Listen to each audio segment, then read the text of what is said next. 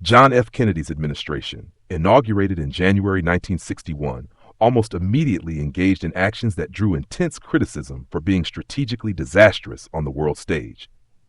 The most notorious of these was the Bay of Pigs invasion in April 1961, a covert U.S.-sponsored military action aimed at inciting a revolt to overthrow the government of Cuba. Inherited from the previous administration but authorized and executed by Kennedy's team, the attempt represented a clear violation of international law and a highly unethical use of Cuban exiles as proxies.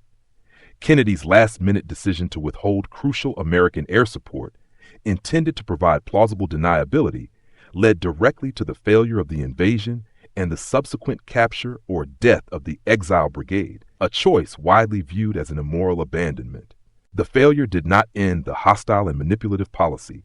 Later that year, the administration greenlit Operation Mongoose, a massive, clandestine program of sabotage and psychological warfare designed to destabilize the Cuban regime, cementing a policy of illegal intervention.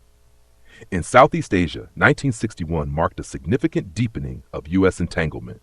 Kennedy dramatically increased the number of American military advisors and support personnel sent to South Vietnam. This escalation, driven by an overriding Cold War fear of communist expansion, was a fundamentally negative military commitment that committed the nation to a path many historians argue became prejudicial and ultimately genocidal in its scope, ignoring the political and social will of the Vietnamese people in favor of a proxy conflict. Domestically, the Democratic administration faced a mounting civil rights crisis, but its responses were often tempered by political expediency.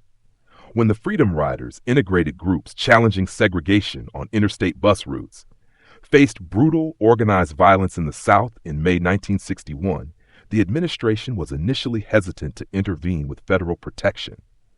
This initial caution, driven by the need to maintain political support from powerful Southern Democratic senators, allowed violence against citizens to proceed unchecked for a time.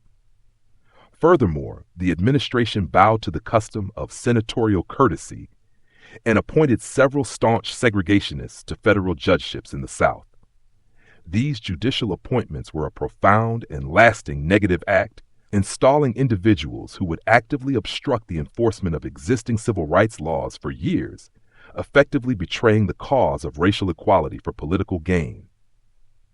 While the administration did issue Executive Order 10925, which introduced the concept of affirmative action for federal contractors to ensure non-discrimination, the subsequent evolution and implementation of such policies have drawn complex criticism, with some arguing that they eventually led to new forms of prejudice. The Democrats' overall record in 1961 thus included significant foreign policy disasters and domestic maneuvers that were ethically questionable in their practical effects.